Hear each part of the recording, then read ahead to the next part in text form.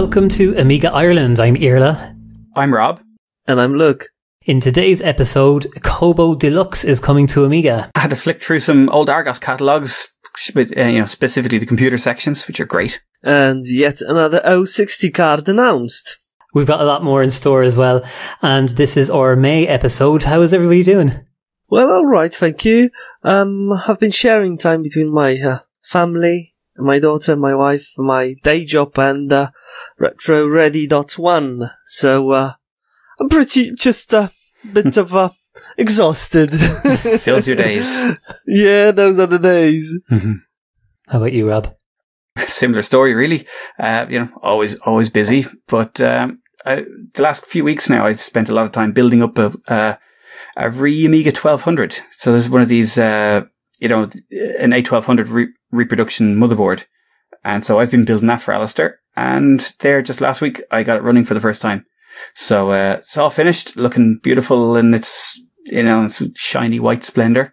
And got to show it off there at the Scottish Amiga thing this weekend.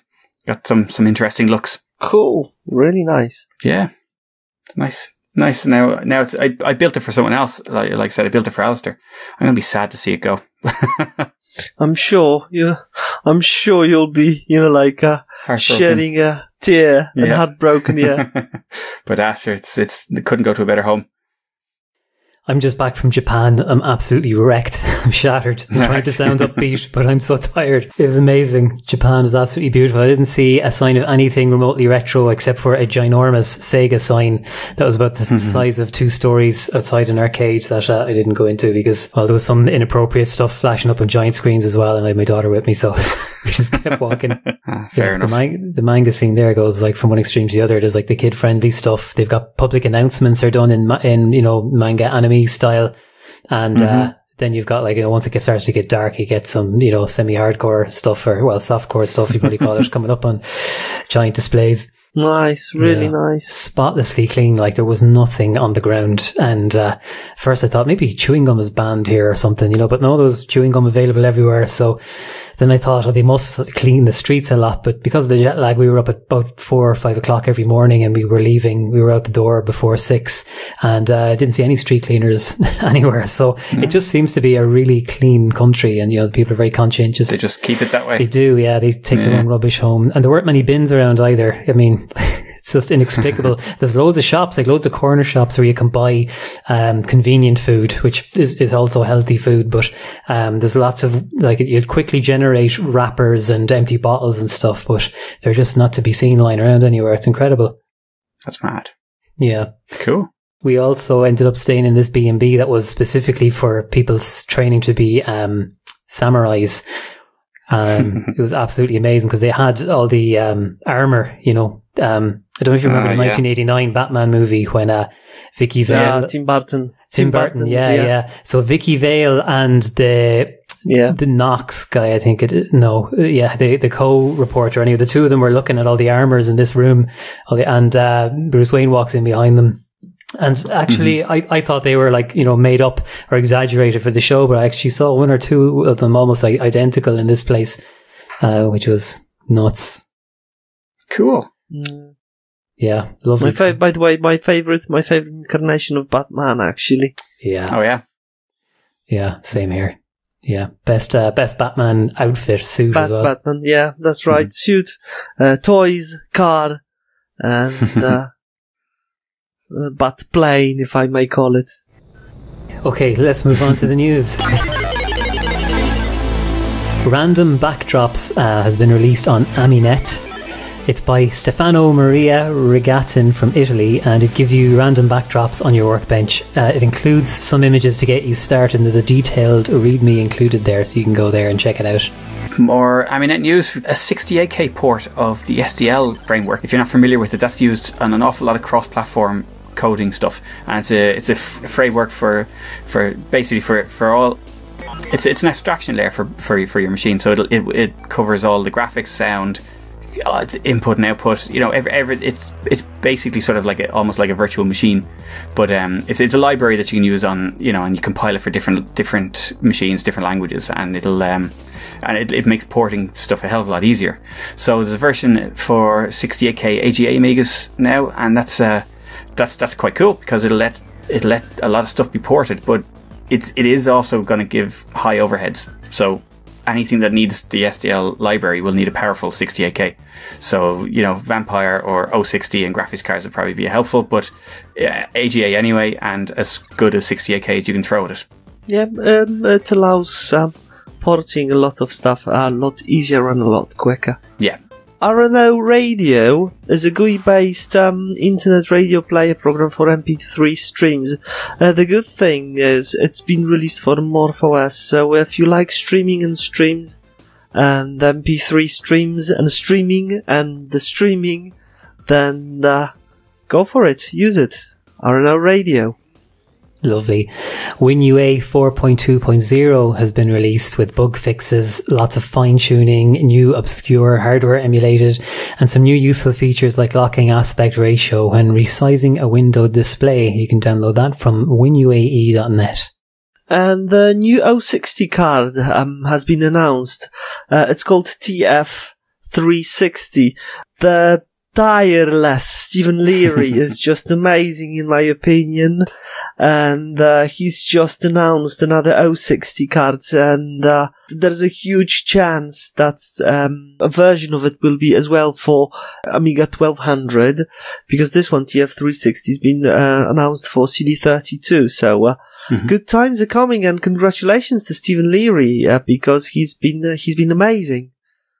Absolutely, he has a pretty good success rate as well with his stuff. You know, he announces a project, and pretty much all of them have appeared eventually. You know, yeah, and completes it. It's not vaporware or anything like that. If he says something, he delivers. Yeah, and I got to see that prototype there just on Sunday, just at the Scottish Amiga Group meetup. Oh, did he come to the meeting? Yeah, and he had his CD32, and he had it there, and it was booting. It had some minor issues. I suspect hardware cache issues. I'm not sure. Yeah, it's it's a pretty serious thing, you know. Yeah, yeah. You know, but it is booting, and it was running this Frontier demo for a little while before it crashed, and that's cool. That's very impressive. But what I found so impressive about it was it's such a small card. It's got it's got very little on it, because everything that it needs to have is reduced into a couple of CPLDs, and it's all sort of like great. It's a really small footprint, and like you say, because the CD32 is very similar to the 1200, once it's working there, you can deal with fitting it into the 1200, but it looks like such a small little neat card. It's great. And right, the less the less components, the less heat. Exactly. Yeah. And what's a CPLD? Just asking for a friend.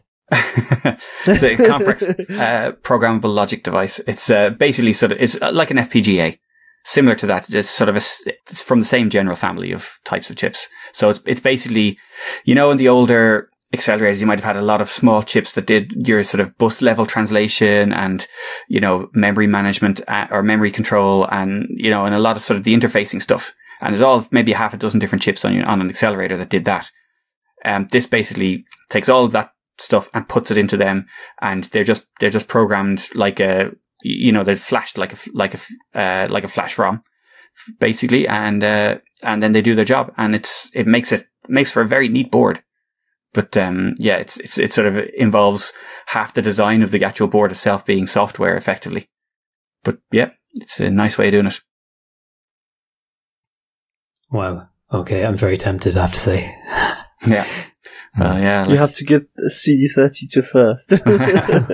Well, wait. Or wait for the 1200 version. Yeah, absolutely, because it should be a matter of weeks between them, I'd say. Once the CD32 one's finished, because the 1200 bus is basically the same. It's a couple of signals a bit different, right, and a different connector, and that's it. Yeah. It's great the way he puts them up on the the way he's open sourced them, just made them available for other people to order the boards, has kind of freed him up to just create more. He's produced so much, like. Absolutely, yeah. Trevor Dickinson has been interviewed by exec.pl. It's a nice, long and in-depth interview. I haven't actually finished it myself. It was a funny opener, and I'm looking forward to reading the rest of it. Right, let's move on to the gaming section. First one is a Lala Prologue, a little and charming platformer by Digital Monastery, and the game's been ported to C64, Commodore Plus 4 and VIC-20 as well. It's got nice graphics, good playability, and some nice colours, and I haven't, to be honest, played it myself due to lack of time, but I've seen the video and it's been pretty nice, pretty alright, pretty cool. So if you have some spare time, have a look, enjoy. Cool. Kobo Deluxe has been released. It's got a 68K port. Now this was originally on Linux. Some flavour of Linux, and it's basically sort of your typical vertical scrolling space shooter kind of thing, but it's got 8-way scrolling, and it's destructible scenery, and things like that. It's a nice looking, very nice looking game actually, and it sounds good and looks good.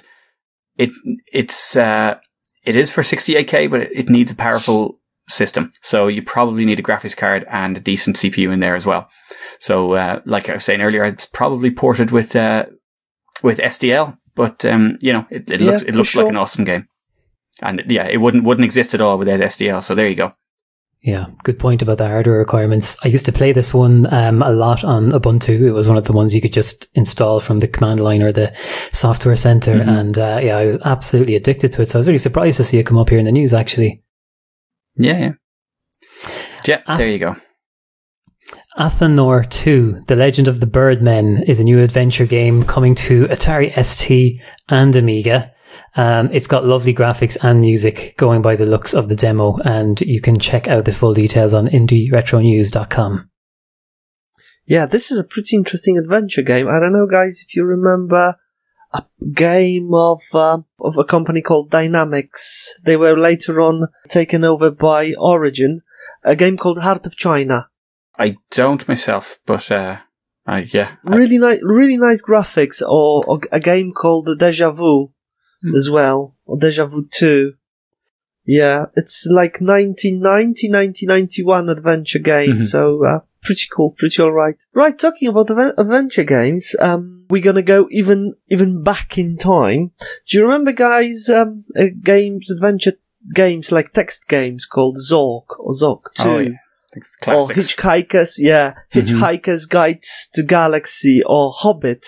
Mm-hmm. So it seems there's a game called Hibernated, and it's loosely based on Alien, I think, movie, or Hibernated, This Place is Death, has been released in a collector's edition, in a box, diskettes, and all that stuff, and all the add-ins. And the game's been ported actually to a lot of different platforms, including ZX Spectrum, I think, Amstrad, IBM PC, Amiga, Atari ST.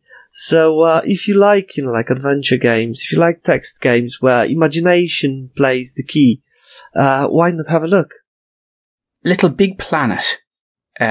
Someone's working on that for the C64. Now this looks brilliant. It's redone as just a flat 2D platformer, but it's early days yet. It really looks polished what they have so far, and the platform element of it, and the sprites have been really nicely done, really nicely drawn, and it's definitely one to keep an eye on. Really, really looks good. Yeah, this is a wow up after like Limbo.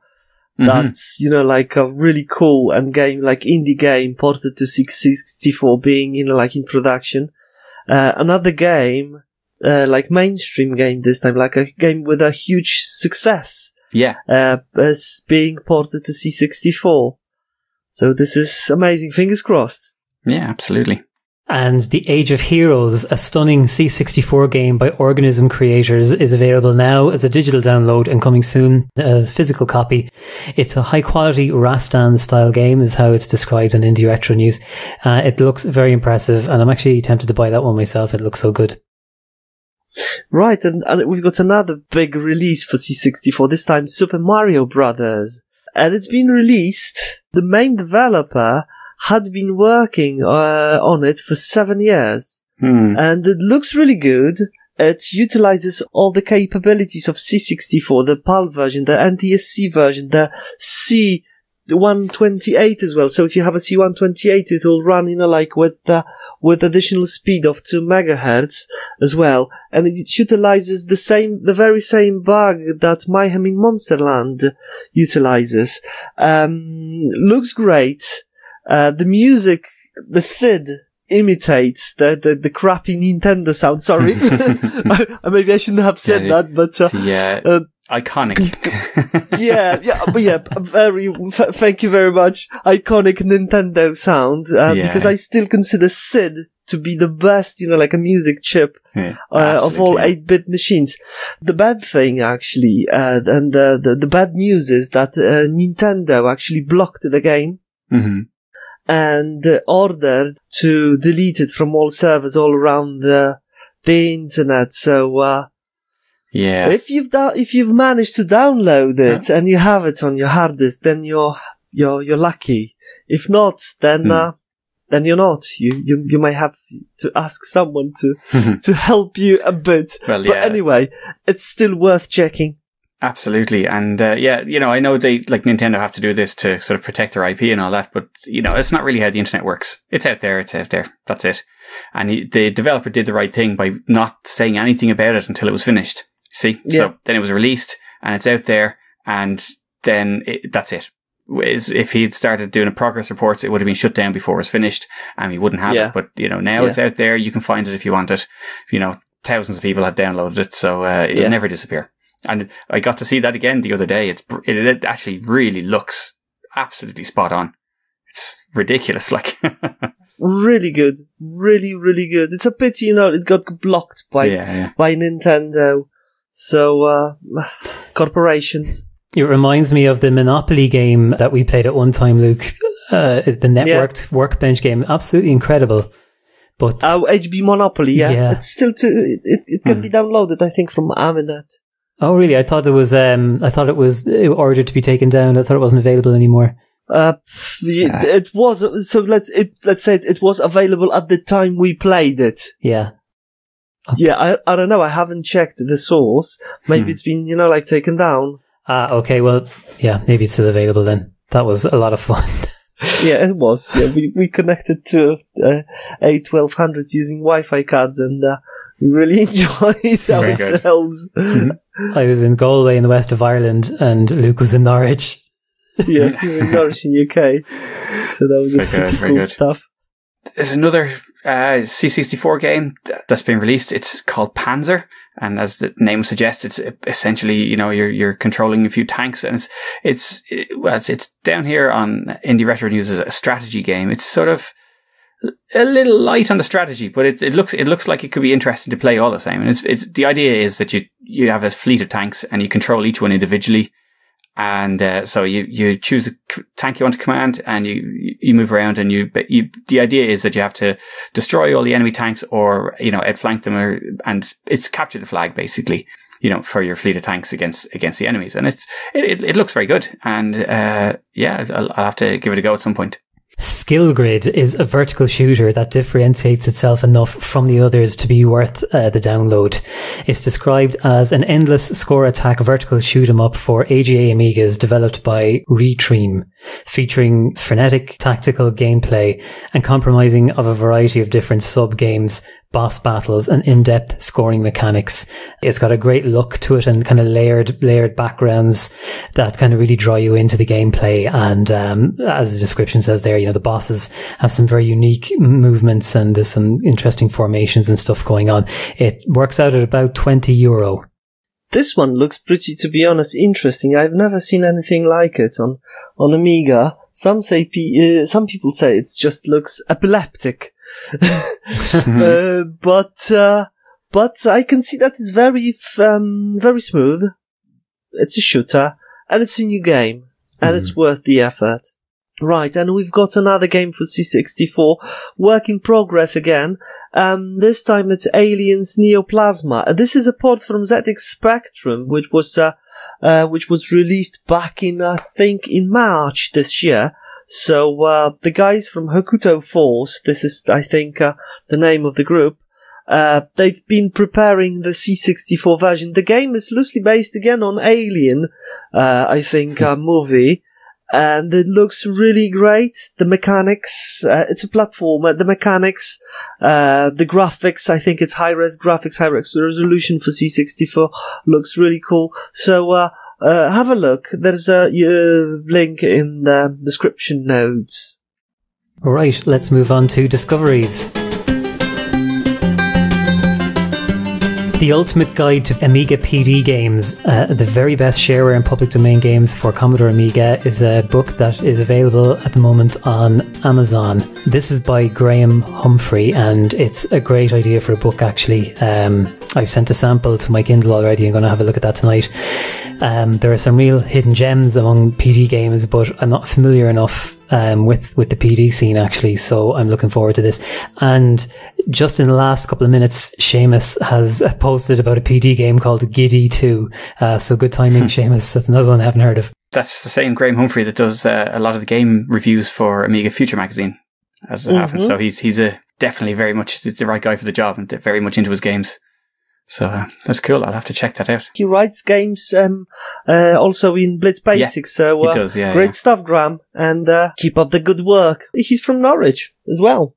I've discovered this. One of the guys in work sent this link to me there a couple of weeks ago, and I thought this was amazing.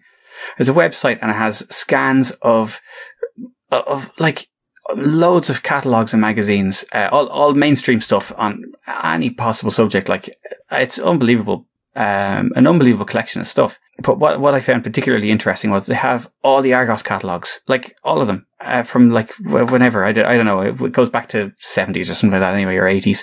But, what? Is Argos that old?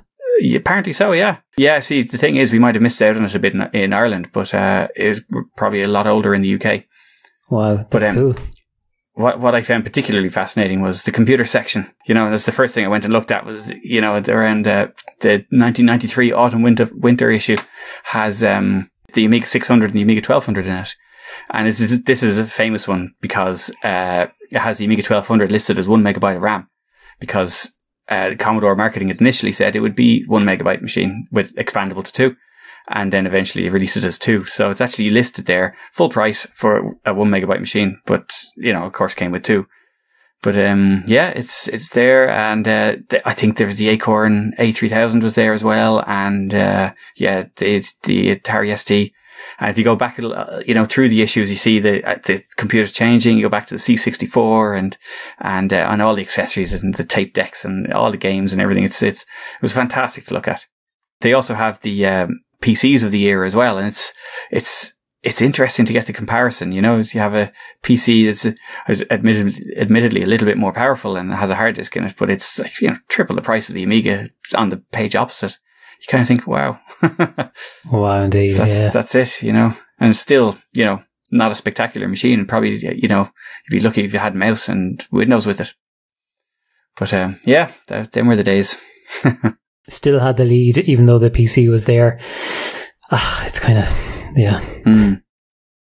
But yeah, that's it. Like, especially, you know, the 1990 edition, and it's, you know, basically the PCs were just DOS machines, and you know, I had, you know, choice of 5 1/4 inch floppies still, and you know, at that stage, and it's just mad. Yeah, that was the 90s. It's 2019 now. I think if I'm not over it at this stage, I'll never get over it. Like, you know. Absolutely. Another one. While browsing the internet, I found an interesting article called "The History of Secret Colors of the Commodore C64," because it's a common knowledge that C64 is able to display 16 colors, but thanks to some tricks, programming tricks, they were able to create a new, like some new colors, like for example, 136 colors. This article describes it bit by bit and shows by pictures and examples how it happened and the first usage of that new mode. Elman has started a campaign on Kickstarter. He is producing an album called Sid Chip Club, featuring techno and house tracks played back by a 1980s Commodore 64.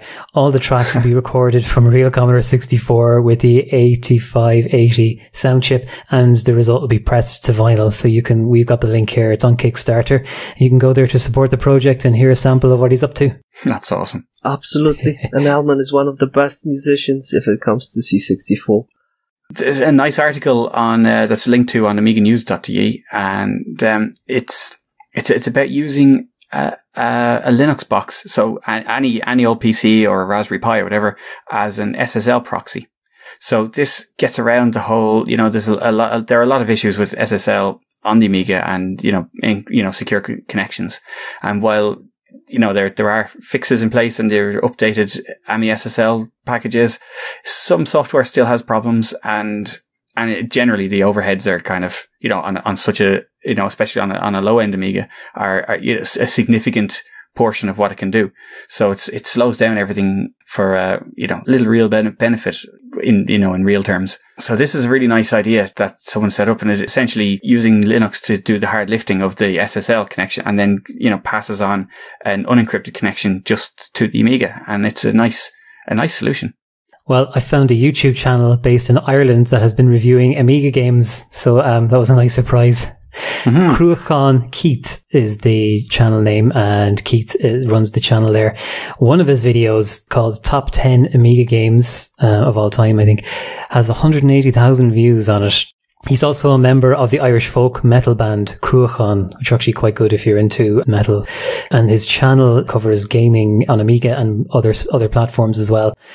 He's an excellent reviewer. I was very tempted to go watching stuff I wouldn't normally be watching on his channel. So well done, Keith. You're good at what you're doing there.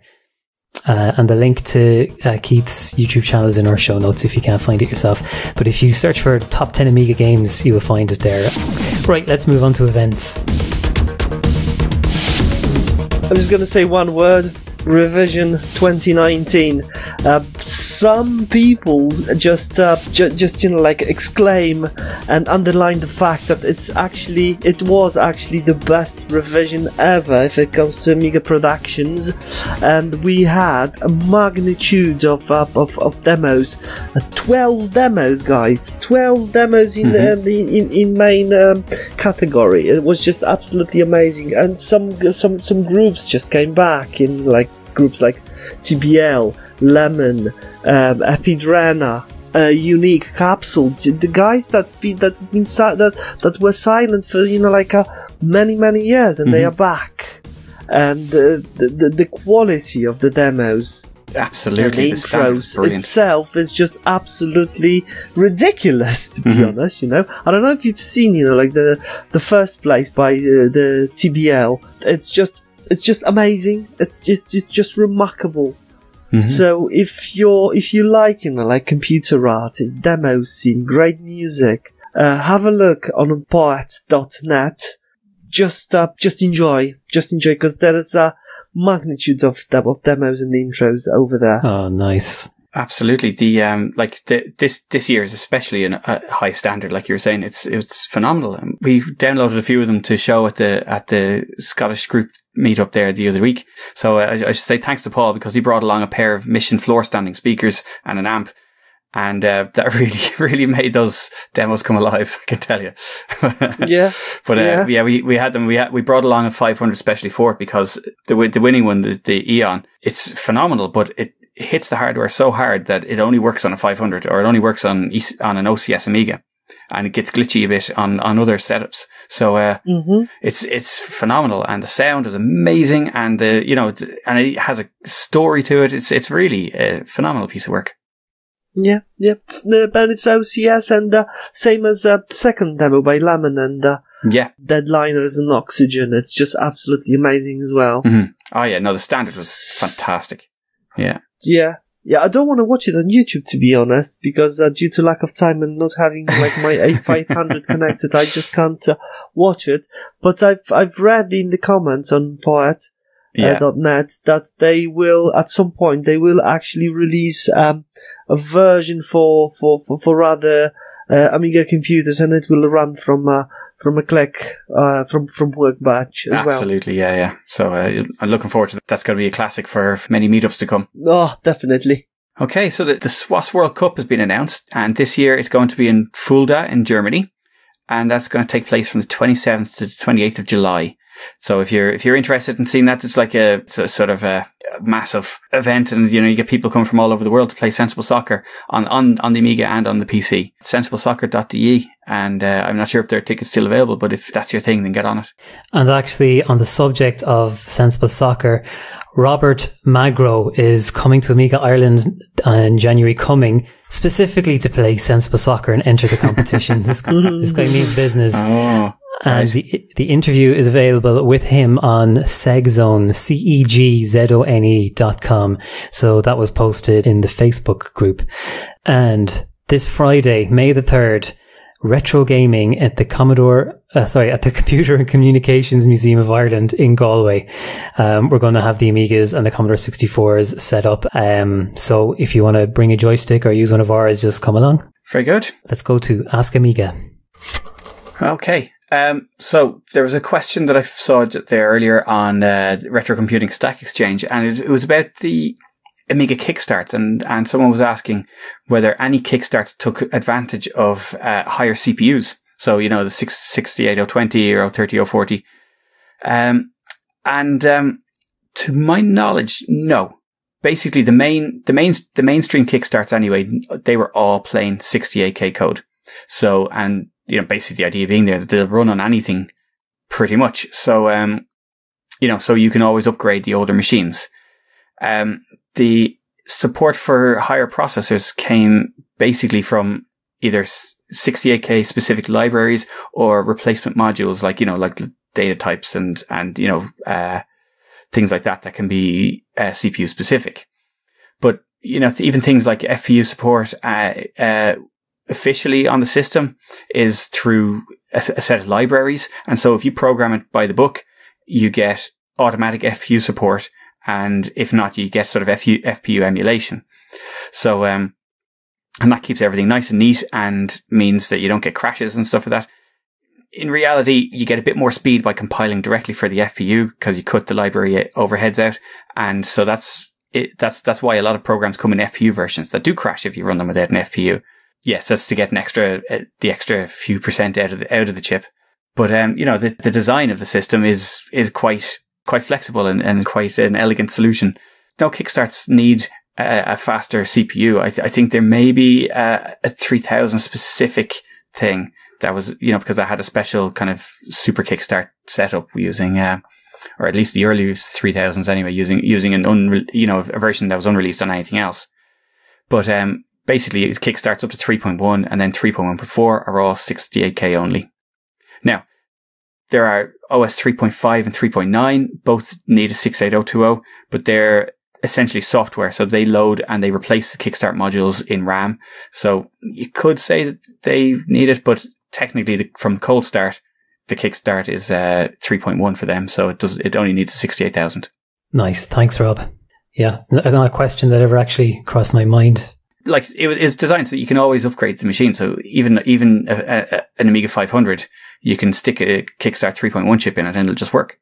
So, you obviously won't get any of the benefits of AGA, which 3.0 and 3.1 run, but it'll boot fine. It'll work. All right, let's move on to online activity. The top tweet was Humble Beginnings. Send us your first or early creations on Amiga, whether they're text, music, graphics, software, anything, and we're going to put together a little gallery. We've had a few nice submissions already, so don't hold back. As the name says, we're not looking for impressive stuff. Humble Beginnings just means, send us your deluxe paint stick men. We're happy to get them. Just tell us when you made them. We've also had an email from Isabelle, who got in touch. Isabelle says, you seem to know how to make a girl turn on. How about to meet a hot girl? I am free for you now. And there's a wink at the end there. Sign me up. Yeah, thanks Isabelle for getting in touch. Unfortunately, again, same fatal mistake that happened with Jacqueline recently. She did not specify which of us in the group she was speaking about, so I'm just afraid it's going to cause conflict in the group. So if you could come back to us and be more specific, that would be excellent. There's a picture there too, but I think I'll keep that. just add it to the show notes. Oh no, sorry, it's Rodo now, so you can't. And also Chris McGonigal has received his Amiga Ireland t-shirt and sent in a picture with his lovely baby child, and that was sent by his family member living in Ireland. So congrats Chris, and thanks for sending on the picture, and for being brave enough to order the orange shirt. I didn't think anybody would order that, but it actually looked good. Yeah. Chris ordered the orange one, David Pleasant ordered the pink one, and then I thought, I was going to get the white one or the grey one. I said, sure, I'll get the olive one. So, but actually the orange one and the pink one look better, wouldn't you know? And the top Facebook post this month was a question about gamepads on Amiga, and the chat there was basically Seamus chimed in saying the zip stick always outdid any gamepad for him, so he stuck with that. Paolo PB mentioned a mod that can be made to make the button for jump instead of pushing up, and Rob himself and John Schaller mentioned that WHT load slaves have patches to support button jumping without needing to do hardware hackery. Mark Conroy said he'd played loads of games with the Sega pad, which is my absolute favourite actually, and it worked really well. I remember that one from Flashback when my cousin came up with it. We didn't think it would work, but we stuck it in and suddenly Flashback became way better. Absolutely, yeah. It really needs the two buttons. Yeah. There's some games you just have to have it, as much as I love the joystick. And Richard Troop got a KTRL 32, which is programmable buttons. So that was actually really interesting. I learned a lot in that. I've actually built a couple of them there last week as well, just for a couple of people, and they're a great controller. So you can swap up to any of the buttons, and and it'll remember your settings and that kind of stuff. They're if you're handy with a soldering iron, you can order the parts from the guy on Amiga, whose name I forget now. But you'll find them pretty easily. KTRL 32. Yeah, what's the damage roughly for one if you're buying all the parts? Well, they're not cheap. I think it's like 30 something euros for the parts for the kit. But that includes the controller body and the cable and everything, which saves you having to source them from eBay and stuff like that. Because essentially what it is it's replacement guts for a SNES controller. So they can be, by the time you add up buying the cable and buying those pads, that's 30, I think it was 35 euros or 36 euros is about right, So, cool. And it's still cheaper than some CD32 controllers go for. Yeah, and far better, I'm sure. Yeah. Okay, we've had some new members too in the group. Hello to Alana Kelly. Hi Alana. Martin O'Riordan, Daryl Bonici, Keith Fay, Lawrence Appizzardo, and Paul PB. Irene Tatterbot, the Amiga Gurus game blog, and Ronan Leonard. Lovely. Welcome, guys. Thanks for joining the group. So, until next time. Next time, we have an interview about the Italian Amiga scene coming in 2 weeks. Music was by Virtual Dimensions and Banjo Guy Ali. Please leave us a review wherever you find us. And we are playing out with Illusion by Miss Mad Lemon, which came third at Amiga Ireland 2019.